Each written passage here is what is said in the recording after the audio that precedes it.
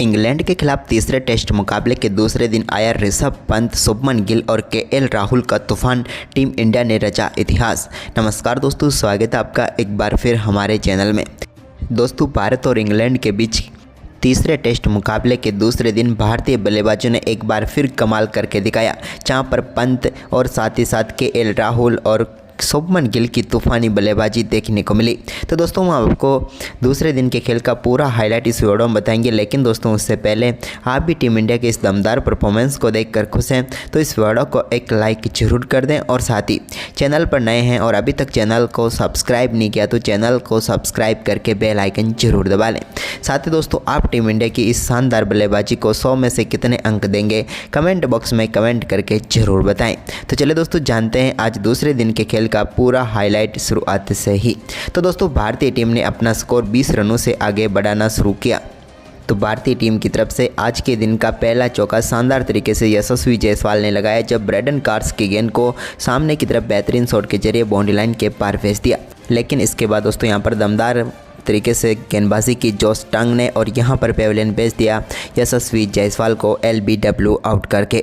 यहां पर अंपायर ने आउट दिया, लेकिन यशस्वी जायसवाल को लगा कि शायद गेंद बाहर निकल रही है, इसलिए उन्होंने यहां पर रिव्यू जरूर लिया, लेकिन वो रिव्यू कामयाब नहीं हो पाया और यहां पर गेंद सीधे स्टंप को हिट कर रही थी और आखिरकार यशस्वी जायसवाल के रूप में टीम इंडिया को पहला झटका लग गया।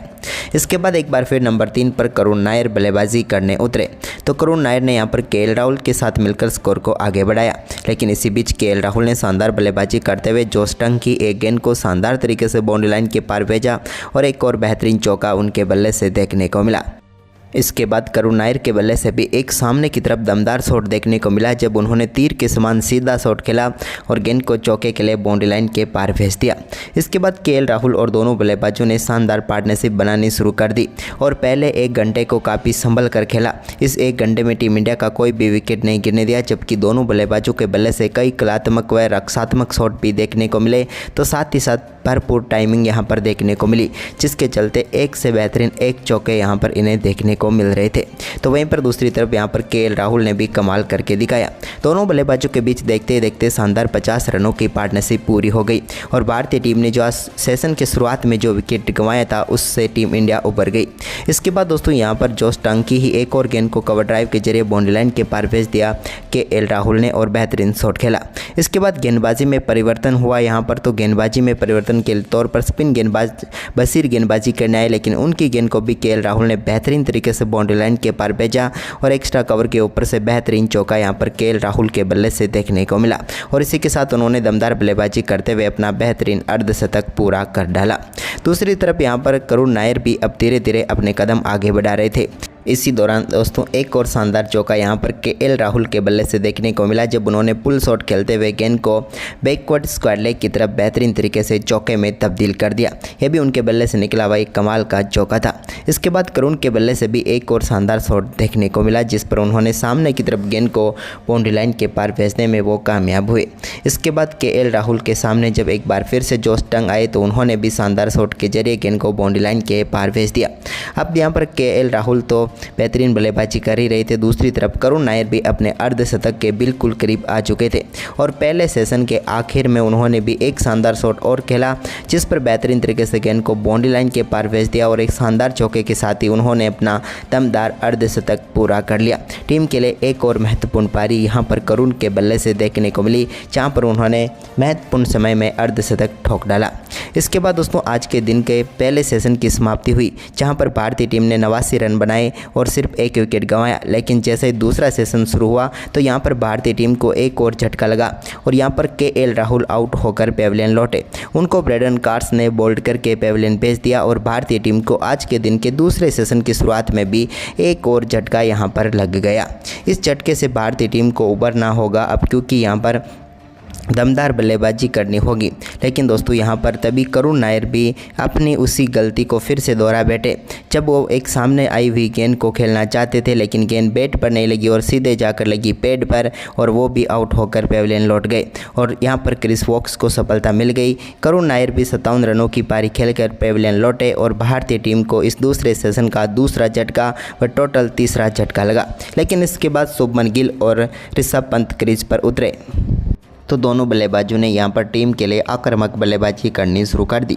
जब ऋषभ पंत के सामने बेन स्टोक्स आई तो उनकी गेंद को उन्होंने सामने की तरफ बेहतरीन तरीके से चौके में तब्दील करते हुए एक शानदार चौके के साथ अपनी पारी का बेहतरीन आगाज उन्होंने कर दिया। लेकिन दोस्तों दूसरे छोर से कहां पीछे रहने वाले थे शुभमन गिल। शोएब बशीर का सामना उनसे हुआ तो उन्होंने उनकी गेंद को मिड विकेट के ऊपर से वन बाउंस चौके के लिए बाउंड्री लाइन के पार भेजकर अपनी पारी का दमदार आगाज यहां पर शुभमन गिल ने भी कर डाला।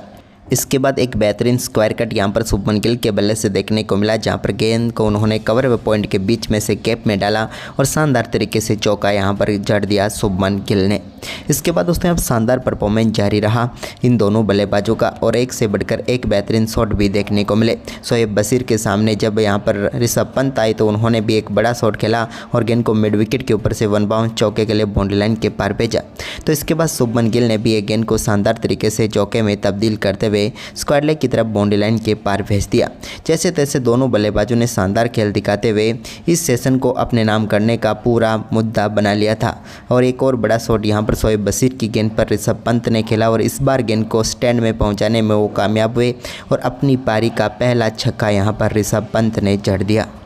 इसके बाद दोस्तों शोएब बशीर को ऋषभ पंत आज छोड़ने के मूड में थे ही नहीं। एक और बड़ा शॉट उनकी गेंद पर खेला और लॉन्ग ऑन के ऊपर से इस बार गेंद को 6 रनों के लिए बाउंड्री लाइन के पार भेजा और देखते ही देखते दोनों बल्लेबाजों के बीच ये साझेदारी शानदार तरीके से 50 रनों की पूरी हो गई। इसके बाद दोस्तों एक और बेहतरीन शॉट यहाँ पर खेला फिर से शुभमन गिल ने और एक और बार गेंद को गैप में डालते हुए शानदार चौका उन्होंने भी जड़ दिया।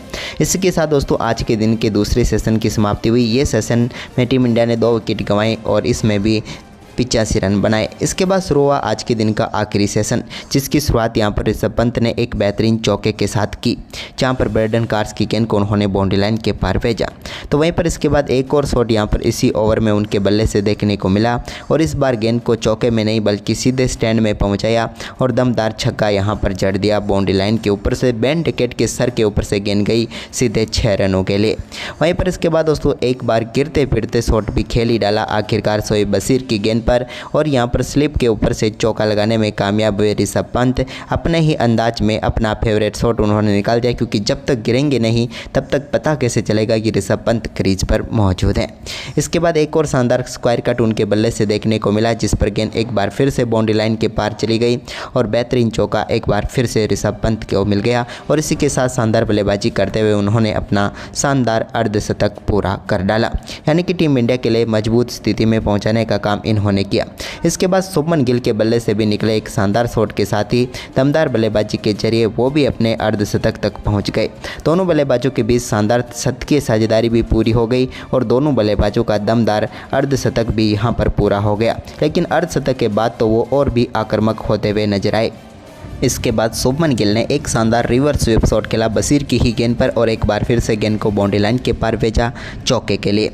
और इसके बाद सामने की तरफ भी उन्होंने बड़ा शॉट खेलते हुए गेंद को स्टैंड में पहुंचाया छक्के के लिए और ये छक्का देख तो तिल मिला उठे यहाँ पर बेन स्टोक्स भी, क्योंकि दमदार शॉट यहाँ पर देखने को मिला था शुभमन गिल के बल्ले से और गेंद सीधे पहुँच गई स्टैंड में।